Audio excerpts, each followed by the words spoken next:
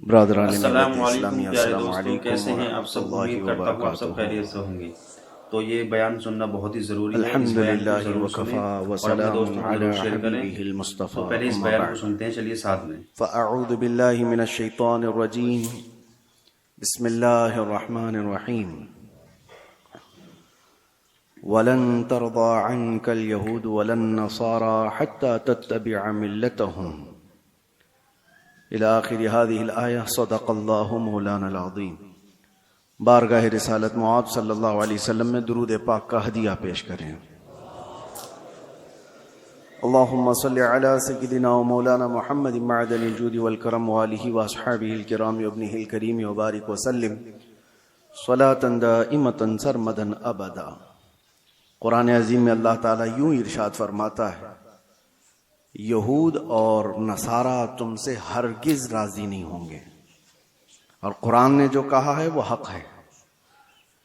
یہودی اور عیسائی تم سے کبھی بھی راضی نہیں ہو سکتے، حتی تتبع ملتہم، جب تک کہ تم ان کے دین میں داخل نہ ہو جاؤ۔ کچھ لوگ دوسروں کی رضا کے لیے، دوسروں کی خوشی حاصل کرنے کے لیے اپنے آپ کو بدل لیتے ہیں، لیکن آپ کیا سمجھتے ہو کہ تمہاری جی حضوری کرنے سے کوئی قوم راضی ہو جائے گی؟ قرآن کہتا ہے وہ راضی نہیں ہوں گے۔ آج کے ان حالات پر میں آپ سے ایک بات کہنا چاہتا ہوں۔ اللہ تبارک و تعالیٰ نے قرآن عظیم میں جو فرمایا وہ ہمارے لیے بہت بہترین گائیڈ لائنز ہیں، اس کو سامنے رکھ کر کے ہی اپنی زندگی کے فیصلے لینے چاہیے۔ حالات جو پوری دنیا کے چل رہے ہیں مسلسل آپ دیکھتے ہوں گے، وقت کی سپر پاور کہلانے والا امریکہ کس طرح بار بار دھوکہ دیتا ہے، وہ سب کو پتا ہے۔ صبح ایک اسٹیٹمنٹ ہے، شام میں ایک اسٹیٹمنٹ ہے، جو بولا اس پر کوئی قائم نہیں، اور ان کو بولنے والی بھی دنیا خاموش ہے، کیونکہ بڑے لوگ جرم کرتے ہیں تو لگتا ہے یہ فیشن ہے، اور چھوٹا آدمی تھوڑا سا پھسل بھی جائے تو بہت بڑا گناہ لگتا ہے۔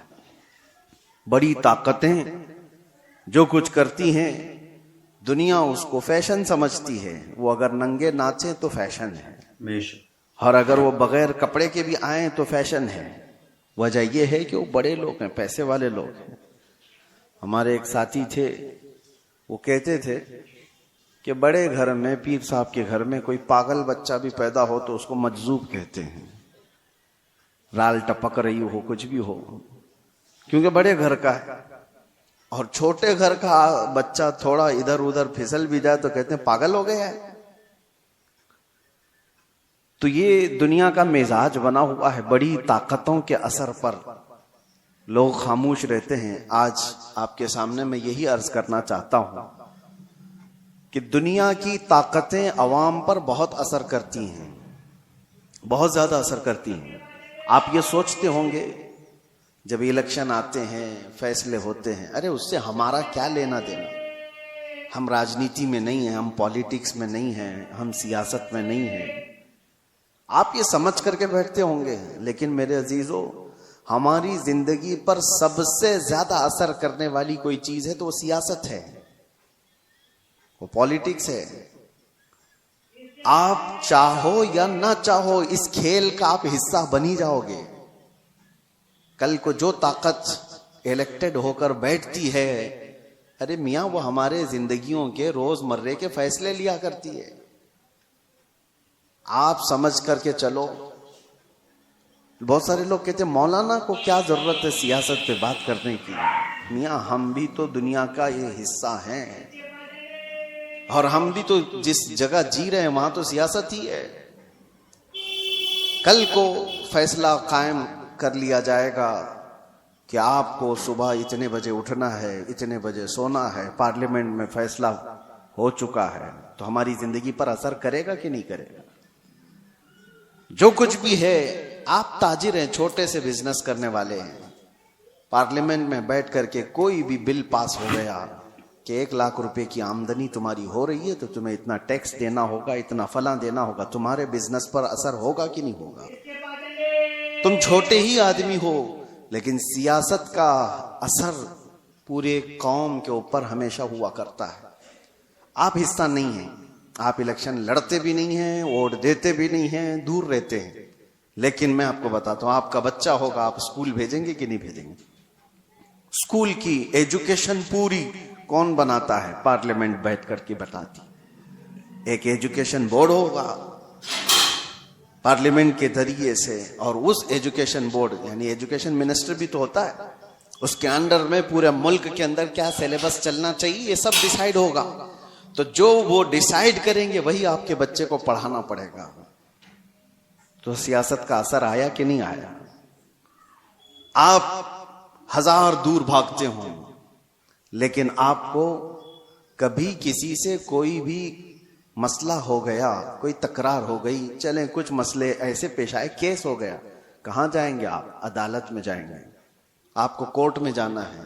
عدالت کے پورے جو آئین بنے ہوئے ہیں، قانون بنے ہیں، وہ سیاست کے اثر میں ہی بنے ہوئے ہیں، آپ اس سے دور نہیں جا سکتے۔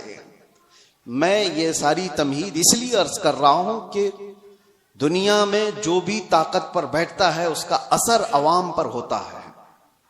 اب اس تمہید کو اگر سمجھ چکے ہو تو آگے کی بات سنو غور سے، بہت دھیان سے، کس لیے میں کہہ رہا ہوں۔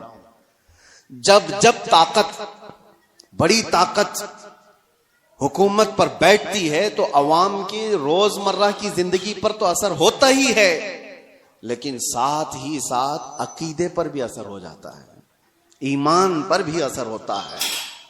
اسی لیے جب حکومت پر جب بڑی ایسی طاقتیں آتی ہیں جن کا عقیدہ بالکل مخالف ہو تمہارے ایمان سے، اس کے باوجود اس کا اثر دیکھنے کو ملتا ہے عوام الناس پر۔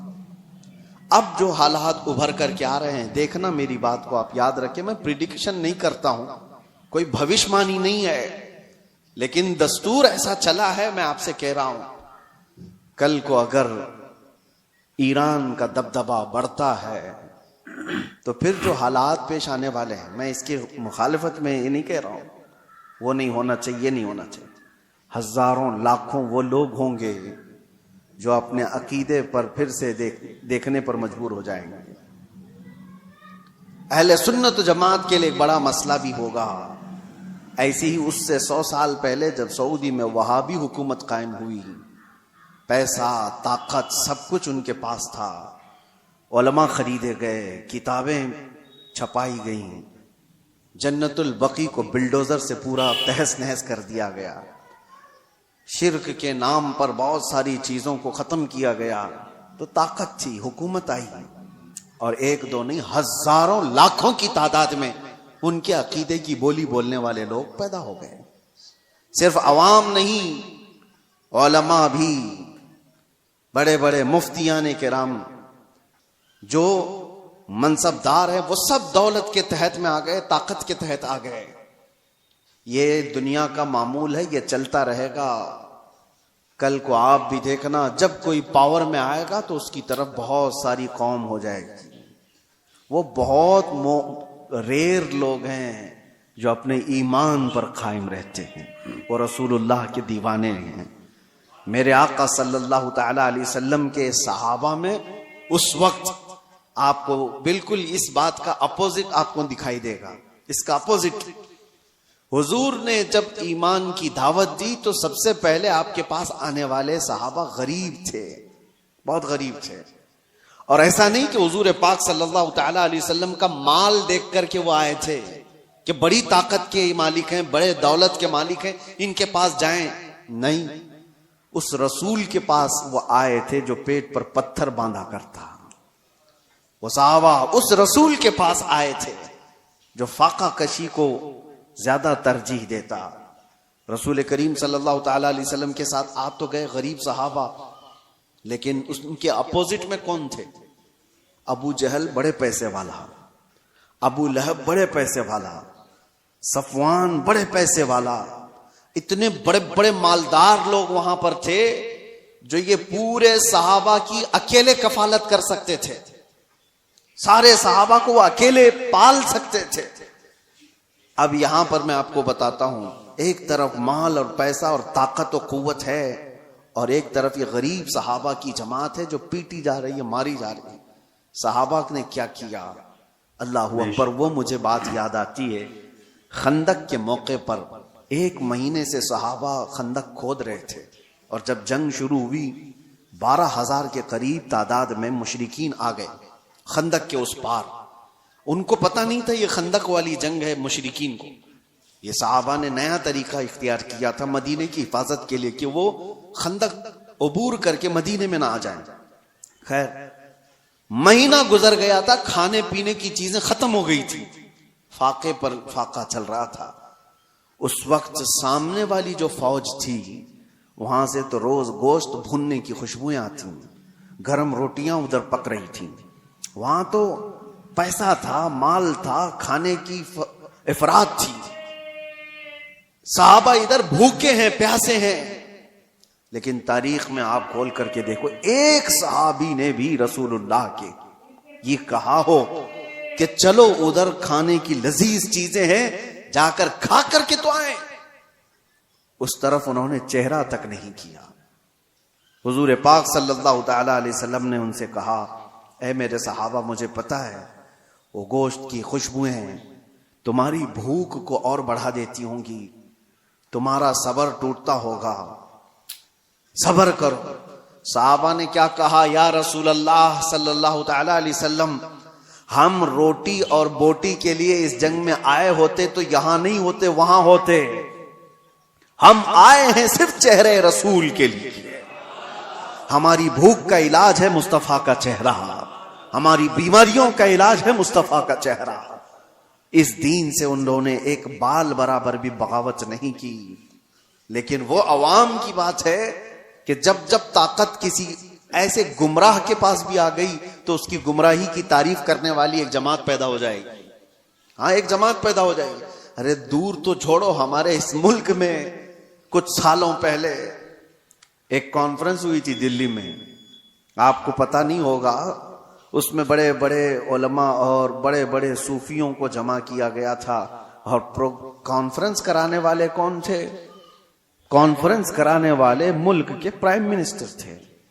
مسلمانوں کی، صوفیوں کی، خانقاہوں کی کانفرنس کرائی گئی تھی. ٹھیک ہے، علماء بھی اس میں شریک ہیں، خانقاہوں کے گدی نشین اور گدھے نشین سب اس میں شامل ہیں. اور شروع ہو رہی ہے کانفرنس تو مجھے حیرت ہوتی ہے. قصیدہ پڑھنے والا کوئی مولوی قصیدہ پڑھتا ہے بادشاہ کی شان میں، خدا کرے کہ تیری عمر کو عمر خضر عطا ہو.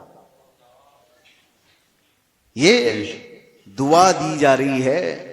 میں یہ کہتا ہوں میرے عزیزو، یہ سارا منظر ایک طرف، لیکن جو میں بات کہہ رہا ہوں، طاقت اور سیاست جب آ جاتی ہے تو بہت سارے لوگوں کے عقیدے پر بھی اثر پڑتا ہے. اس وقت اپنا عقیدہ بچانا یہ بہت بڑا چیلنج ہوتا ہے. آپ کیا سمجھتے ہو یہ جو فرقے پیدا ہوئے دین میں، یہ طاقت کے اثر سے پیدا ہوئے ہیں.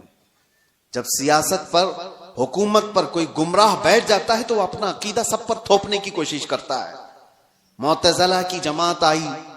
معتزلہ ایک فرقہ ہے، وہ قرآن کو اللہ کی مخلوق مانتے تھے کہ قرآن فنا ہو جائے گا. بہت سارے ان کے عقیدے گمراہ تھے. جب وہ پاور پر آئے، خلیفہ بنے یا گورنر بنے، تو انہوں نے عوام کو اور علماء کو زبردستی اپنا عقیدہ تھوپا. اور ایک دور ایسا آیا کہ علماء ان کے حساب سے فتویٰ دینے لگے، ان کی تعریفیں کرنے لگے کہ یہ حق جماعت والے لوگ ہیں. بادشاہ اعظم ان کی تعریف میں قصیدے پڑھے جاتے تھے. لیکن میرے عزیزوں، پوری قوم کبھی گمراہ نہیں ہوتی. ہر زمانے میں حقانی علماء اور ربانی علماء موجود رہتے ہیں. معتزلہ کی جماعت پاور میں تھی، حکومت میں تھی، طاقت ان کے پاس تھی، علماء کی جماعت ان کے پاس تھی. لیکن اسی زمانے میں ہم دیکھ رہے تھے ایک مرد قلندر حضرت سیدنا امام احمد بن حنبل کو.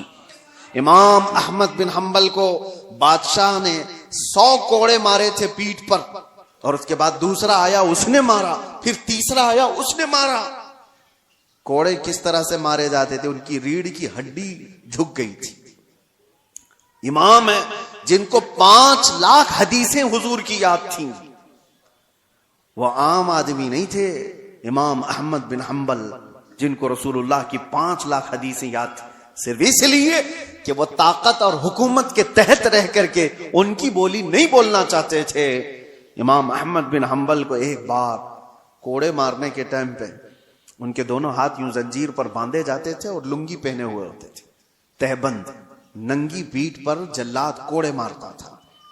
اور جب مارے جا رہے تھے ایک دن ایسا بھی ہوا کہ آپ کی لنگی, آپ کی تہبند نیچے اترنے لگ گئی, ڈھیلی ہو گئی. آپ کی آنکھوں میں آنسو آ گئے ہیں کہ کیا میں بے ستر ہو جاؤں گا.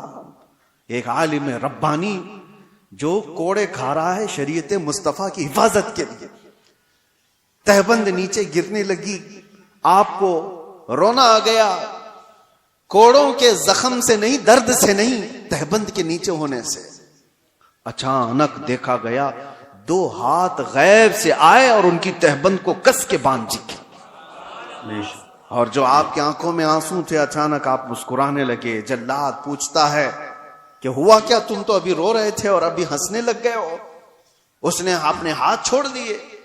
امام کہتے ہیں تو اپنا کام جاری رکھ, تو اپنا کام جاری رکھ, تجھے جو کرنے کے لیے کیا, کرنے کے لیے کہا گیا کر.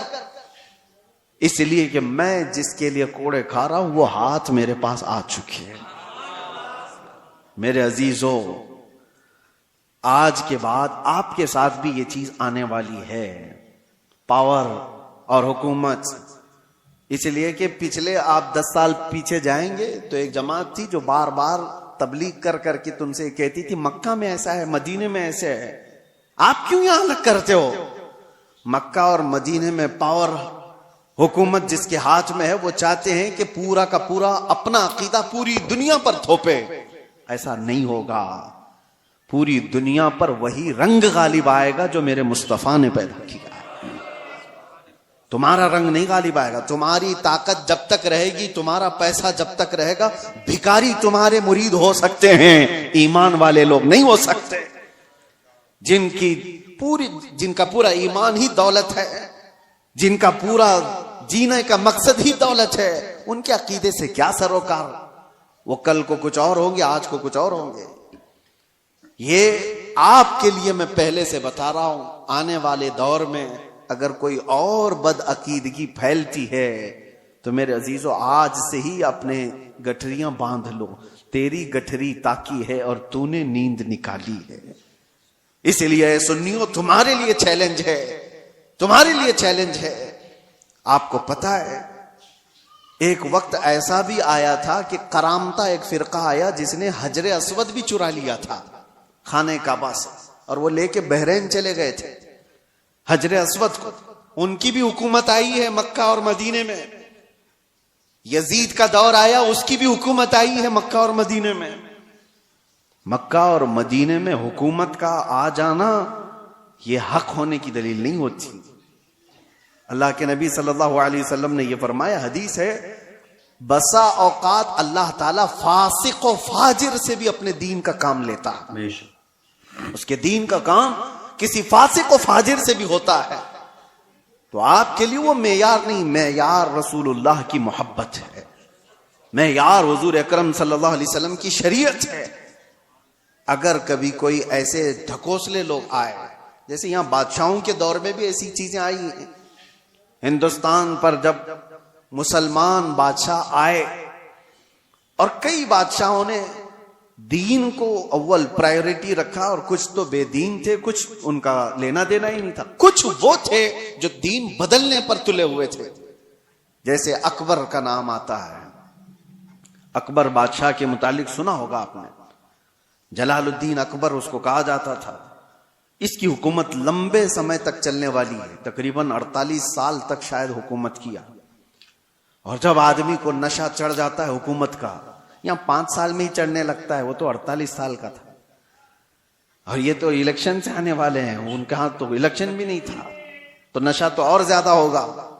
ایک دور ایسا آیا کہ اس کے آس پاس کے چمچوں نے کہا کہ یہ دین اسلام پرانا ہو گیا, 1000 سال ہو گئے ہیں, اب ایک نیا دین ہونا چاہیے, آپ کے حساب سے آپ بناؤ.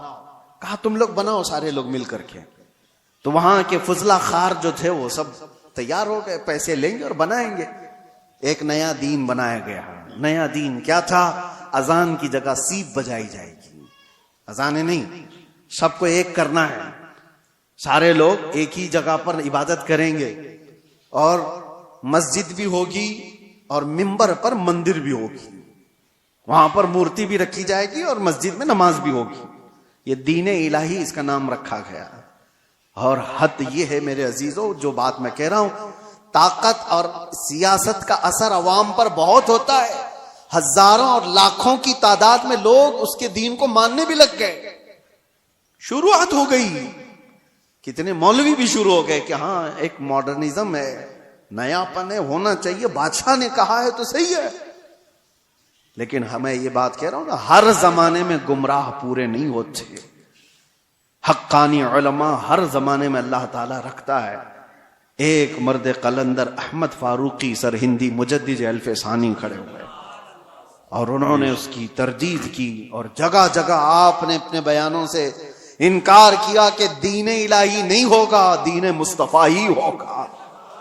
تم نے نام رکھا ہے دین الہی, یہ اللہ کا دین نہیں ہے, یہ بادشاہ کا بنایا ہوا دین ہے. دین وہی ہے اللہ کا جو میرے نبی لے کر کے آئے تھے.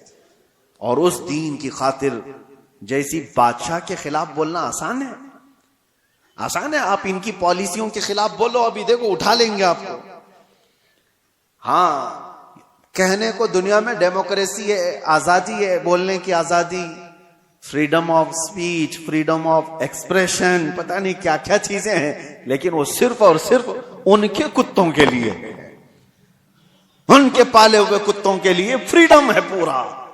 اور تم کہیں سے, ابھی دیکھو میں کتا ہی بول دوں تو پھر مشکل ہے, اٹھا لیا جائے گا. نہیں, تمہارے لیے نہیں ہے, وہ ہماری طبیعت کے, ہمارے پالے ہوئے لوگوں کے لیے. وہ جتنا چاہے بھوکیں, کیونکہ ہمارے کھلائے ہوئے کتے ہیں, ہمارے پالے ہوئے کتے ہیں. یہ کسی کو کاٹ لیں تو بھی جائز, کسی پر بھونکیں تو بھی جائز. دنیا کا تقریباً سسٹم یہی ہے سب جگہ. کہنے کو ڈیموکریسی ہے, آزادی سب کے لیے نہیں ہے. ہاں, اگر ان کے آلوچک ہو کوئی, ان کو کرٹیسائز کرنے والا کوئی ہو, ارے وہ ایک جملہ بھی بولے تو اس کو پکڑ لیا جائے گا, اور ڈائریکٹ نہیں پکڑا جائے تو پھر تمہارے ٹیکس کی انکوائری شروع ہو جائے گا. مال کہاں سے آتا ہے, کتنا کماتے ہو, کون سا اکاؤنٹ ہے, E D who, I T ہو, سب جگہ سے. بہرحال دنیا کا یہ نظام ہے. ان نظاموں سے نہ ڈرتے ہوئے بھی اللہ کے ربانی علماء موجود رہتے. مجدد الف ثانی کو 8 سال تک جیل میں رکھا گیا تھا, صرف اکبر کے لائے ہوئے دین کی مخالفت کرنے کی وجہ سے. لیکن ہوا کیا, اکبر مر گیا, اس کا بیٹا جہانگیر آیا, اور اس کو جب بتایا گیا کہ جیل میں موجود ایک عالم ایسا ہے جو 8 سال میں 700 قیدیوں کو عالم بنا دیا, وہ وہاں پر بھی تبلیغ کر رہا ہے, آزاد کرایا گیا. اور اس کے بعد پھر اسی سرخ روئی کے ساتھ, عزت کے ساتھ مجدد الف ثانی دین مصطفیٰ کا کام کر کے گئے دنیا سے. ہر زمانے میں یہ ہوتا رہے گا. تو میں یہ کہہ رہا ہوں, جب طاقت کسی کے پاس آتی ہے, ایسے گمراہ کے پاس, تو شیطان اس کے ذریعے سے پورے دین کو خراب کرنے کی کوشش کرتا ہے. اور ایسا عیسائیوں کے ساتھ بھی ہوا, یہودیوں کے ساتھ بھی ہوا, کیونکہ عیسائی پہلے جو تھے, حق جو علماء تھے, یہودی بھی, ارے وہ اللہ تبارک و تعالیٰ کی کتاب تورات کے ماننے والے تھے, موسیٰ علیہ السلام کی شریعت کے قائل تھے. لیکن جیسے ہی کسی کے پاس پاور آیا, شیطان اس کے سر پر سوار ہوا اور اس کے ذریعے سے گمراہیاں شروع کی, تو یہودی اس کے پیروکار اس کے طرف چلے گئے. عیسائیوں میں بھی ایسے ہی ہوا. 2 طریقے سے شیطان گمراہ کرتا ہے, ایک سیاست کے ذریعے سے اور دوسرے علماء کے ذریعے سے. اور یہ دونوں کا کمبینیشن ہوتا ہے. کیسے؟ سیاست جب پاور میں ہوتی ہے, طاقت, حکومت, وہ خریدتی ہے کچھ علماء کو, اور ان کے ذریعے سے جو کہلایا جاتا ہے وہ عوام پر اس کا اثر پیدا ہو جاتا ہے. حتیٰ کہ میں دیکھ رہا تھا ایک انٹرویو کو, حیرت ہوتی ہے. آپ کے پاس بہت ساری چیزیں آتی ہیں, سائنس پروون ہے, سائنس پروون ہے. کیا ہے مطلب؟ کچھ کھانے پینے کی چیزیں آپ کے پاس آ رہی ہیں, یہ کھاؤ, یہ ڈائٹ بہت ہی عمدہ ہے اور سائنس پروون ہے. سائنس نے اس کا سب سرچ کیا ہے اور ساری چیزیں اس پر سروے ہوا ہے, اور بڑے بڑے سائنٹسٹ نے اس پر مہر لگائی ہے. تو عوام اس کو ہاتھوں ہاتھ لے رہی ہے. ارے سائنس پروون ہے, یہ سائنٹیفک اعتبار سے بھی اس ہیلتھ کے بینیفٹ ہیں. میں دیکھ رہا تھا کئی سائنسدانوں کو تو حکومت خرید کر رکھی ہوئی ہے, بڑے بڑے پیسے والے لوگ ان کو خرید کر کے رکھے ہوئے ہیں. ارے چاہے کچھ بھی کچرا ہو, تم کہہ دو کہ میں نے ریسرچ کیا ہے, میں نے سروے کیا ہے 1.5 لاکھ لوگوں پر اور اس کا اثر یہ آیا ہے, اور اس کے بدلے میں تم جتنا پیسہ لے لو. سائنسدان کو پیسے دیے گئے اور اس نے ایک بات کہہ دی کہ یہ سائنس پروون ہے, لاکھوں کی تعداد میں لوگ ہاتھوں ہاتھ خرید رہے ہیں. ارے بازار پر بھی اثر ہے ان کا. تمہیں کچرا بھی کھلانا ہو تو کل کو یہ کہہ دیا جا سکتا ہے سائنس پروون ہے, کیونکہ جاہل ہے کچھ بھی. تو سائنسدانوں کے ذریعے سے اگر مارکیٹ پر قابو پایا جا سکتا ہے تو علماء کے ذریعے سے کیوں نہیں پایا جاتا, جن کی آستھا لگی ہوئی ہے, تعلق لگا ہوا ہے. تو میرے عزیزو, آخری بات کہتا ہوں, مجھے یہ بات اس وقت پتہ چلی جب میں لوگوں سے رابطے میں نہیں تھا. آپ سمجھ سکتے ہوں گے, کچھ ایسے علماء کے چہرے سامنے آئے ہیں, اللہ اکبر, جو ماہانہ تنخواہ لیتے ہیں صرف اور صرف بڑی طاقت کے حساب سے لکھنے پر اور بولنے پر اور قوم کی مخبری کرنے پر. نامور لوگ ہیں, پڑھے لکھے لوگ ہیں, تنخواہ ملتی ہے, بڑے بڑے طاقتوں سے پیسے لیتے ہیں, اور سامنے ہمارے چہرے آئے, زمین کے پیروں کے نیچے سے زمین کھسک جائے کہ یہ تو اتنے اچھے چہرے دکھے جاتے ہیں. ہاں, اسی لیے میرے عزیزو کہ ان کی قلم سے, ان کی زبان سے لوگوں پر وہی چیز ڈالی جائے جو حکومت چاہتی ہے.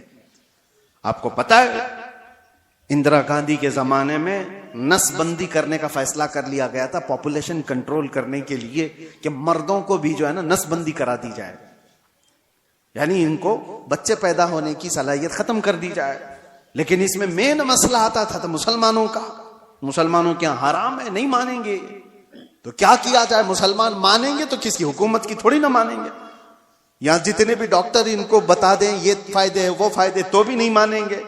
ایک بڑا طبقہ ہے جو اپنے دین پر قائم ہے, اور دین کو منوانے کے لیے تو علماء چاہیے. تو یہ سیدھے مدرسے گئے, بڑے بڑے مدرسوں میں, اور فتویٰ لیا, وہاں سے فتویٰ لیا بڑے بڑے مدرسوں سے کہ ہاں حکومت وقت کے حالات کے اعتبار سے جائز ہے, بند کرا سکتا ہے آدمی. کئی علماء فتویٰ دے چکے, لیکن اس کے بعد بھی ہندوستان پر اثر نہیں ہو رہا تھا, کیونکہ حکومت نے دیکھا تھا کہ ان کے اوپر زیادہ اثر بریلی کا ہے. تو بریلی پہنچے, لیکن بریلی میں کوئی ایرا غیرہ نہیں بیٹھا تھا, اعلیٰ حضرت کا شہزادہ بیٹھا ہوا تھا, حضور مفتی اعظم ہند رضی اللہ تعالیٰ عنہ, جو متقی پرہیزگار عالم دین, متقی بن کر دکھائے. اس زمانے میں کوئی ایک میرے مفتی اعظم کا تقوی چھوڑ کر. میرے عزیزو, ان کے پاس جب یہ سوال گیا تو آپ نے جو جواب دیا وہ موجود ہے. ایک بار نہیں کہا انہوں نے, پورے دلائل کے ساتھ لکھ کر نیچے لکھا نس بندی حرام ہے, حرام ہے, حرام ہے, اور جو میرے مصطفیٰ نے حرام کیا وہ قیامت تک حرام ہے. اب یہ نکلا, حکومت کو پتا چلا کہ ایک مولوی سے پورا مسئلہ خراب ہو سکتا ہے, کیا کیا جائے, چھپنے سے بند کر دیا جائے.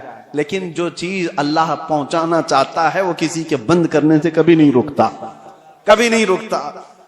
پریس کو جلا دیا گیا تھا بریلی شریف میں, جس جگہ سے یہ فتویٰ شائع ہوا, پرنٹنگ پریس جلا دیا گیا.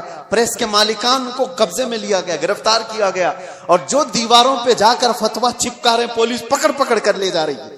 کہاں رکنے والی چیز کہاں ہے. پورے ہندوستان میں آگ کی طرح بات پھیل گئی کہ اعلیٰ حضرت کے شہزادے نے فتویٰ دیا ہے کہ نس بندی حرام ہے. سب مل کر کے ایک طرفہ اعلان کیے, ہم حکومت کے اس فیصلے کو نہیں مانتے, یہ ہمارے دین کا حصہ ہے. تھوڑے دن ہوا, مسلمانوں کو تکلیفیں آئی, علماء گرفتار ہوئے, لیکن چند ہی دنوں کے بعد خبر آئی کہ لیڈی تخت سے اتر گئی, حکومت ہی گر گئی. تو میرے عزیزو, ایک بات یاد رکھو, طاقت اور پاور کے ذریعے سے پوری دنیا پر اثر قائم کیا جاتا ہے. آج امریکہ کی بولی بولنے والے لوگ بھی بہت سارے ہوں گے, وہ جو کر رہا ہے وہ صحیح ہے. اسرائیل کی بولی بولنے والے لوگ ہوں گے, کیونکہ تھوڑا سا ان کے ہاں سے گوبر مل جائے گا. ہاں یہاں پر بھی بہت سارے ہوئے ہیں, بہت سارے ہیں. یہ جو کر رہے ہیں, مسجدیں توڑیں, خانقاہیں توڑیں, معبدیں توڑیں, اس سے کوئی بات نہیں. لیکن ہیں تو اچھے لوگ ہیں, ان کی جماعت کے بھی کچھ ہیں, ٹوپی بھی پہنیں گے, داڑھی بھی پہنیں گے. ان کا وہ ایمان ہے جو مال ہے. اسی لیے شیخ محی الدین ابن عربی کی وہ بات مجھے یاد آتی ہے. آپ کرسی پر بیٹھے ہوئے تھے, کچھ لوگ آئے ملنے کے لیے, آپ کے سامنے بیٹھے تھے. آپ نے بیان کرتے کرتے اچانک کہا, تمہارا خدا میرے پیروں کے نیچے رہتا ہے. لوگوں سے اتنا کہا تو لوگ بھڑک گئے. اتنے بڑے عالم دین, اتنے بڑے صوفی, اور کفر کا فتویٰ لگا کر نکل گئے. یہ تو کافر ہو گیا. دو لوگ بیٹھے رہ گئے. انہوں نے پوچھا, حضور آپ کے اوپر کوئی چیز آ گئی, آپ نے ایسا جملہ کیوں کہا, خدا پیروں کے نیچے رہتا ہے, یہ تو بہت بڑا گرا ہوا جملہ. آپ نے کہا, صبر, وہ بھی مجھے پوچھ سکتے تھے لیکن وہ اس لیے آئے ہی نہیں تھے. میں جانتا ہوں ان لوگوں کو, میں نے کیوں کہا وہ بتاتا ہوں. اس کے بعد آپ نے اپنے پیروں کے نیچے سے چٹائی اٹھائی تو دیکھا سونے کے, چاندی کے سکے پڑے ہوئے تھے. کہا یہی ان کا خدا ہے, وہ اس کی عبادت کرتے ہیں. میں نے یہ نہیں کہا کہ میرا خدا پیروں کے نیچے ہے, میں نے کہا تمہارا خدا میرے پیروں کے نیچے. ایسی جماعت ہر زمانے میں ہوگی جن کا خدا مال ہے, جن کا خدا پیسہ ہے. قرآن میں بھی اللہ نے فرمایا, ارأیت من اتخذ الہہ ہوا, اے رسول کیا آپ نے نہیں دیکھا کچھ وہ لوگ ہیں جنہوں نے اپنے خواہشات کو اپنا خدا بنایا ہوا ہے. اللہ تعالیٰ فرماتا ہے, کیا آپ ایسے لوگوں کی وکالت کریں گے, کیا آپ ایسے لوگوں کی سفارش کریں گے؟ یہ وہ لوگ ہیں, اللہ فرماتا ہے, انہم الا کالانعام بل ہم اضل, یہ تو جانوروں سے بھی زیادہ گمراہ لوگ ہیں. اللہ فرماتا ہے جانوروں سے بھی زیادہ گمراہ ہیں. بس مجھے فکر ہے, اس لیے میں نے یہ ساری باتیں کی کہ اللہ ہمارے ایمان کی حفاظت کرے. آنے والا جو دور ہے, حکومت جس کی ہوگی, پاور جس کا ہوگا, طاقت جس کی ہوگی, لوگ اس کی بولی بولنے لگ جائیں گے. مڈل ایسٹ کے جو اثرات ہیں, آج مڈل ایسٹ میں جو جنگیں جاری ہیں, یا اگر اس موڑ پر چلی جاتی ہیں, کسی اور قوم کا دبدبہ آتا ہے تو مسلمانوں کے عقیدے پر بھی اثر کر سکتا ہے. آگے چل کر کے ہزاروں لوگ آنے والی نئی حکومت کے بلبلے ہو جائیں گے, ان کے مرید ہو جائیں گے. وہ کہیں گے کہ یہ دیکھو یہ حق جماعت ہے, یہ آ گئی, یہ حق جماعت ہے, اس کو اللہ نے طاقت دیا اور یہ پاور پر آ گئے. میرے عزیزو, یہ ساری چیزیں کون آتا ہے کون جاتا ہے اس سے سروکار نہیں. ایک بات یہ دیکھو, میرے نبی کا اگر غلام ہے تو چٹائی پر بیٹھا بھی ہو تو میرا امام ہے, اور نہیں ہے تو اس سے میرا کوئی تعلق نہیں. مال اور پیسہ اور طاقت اور حکومت اور سیاست تمہارے دین کو بدلنے میں اثر نہ کرے, اتنا ایمان پیدا کرو. اور یہ کب ہوگا؟ جب تم قدم مصطفیٰ سے لگے رہو گے. دنیا کی طاقتیں آئیں گی جائیں گی, تمہارا کچھ نہیں بگاڑیں گی. اسی لیے اعلیٰ حضرت فاضل بریلوی کے اس بات پر عمل کر کے جاؤ, انشاءاللہ ہر زمانے میں محفوظ رہو گے. انہیں جانا, انہیں مانا, نہ رکھا غیر سے کام, للہ الحمد میں دنیا سے مسلمان گیا. وآخر دعوانا الحمد للہ رب العالمین. السلام.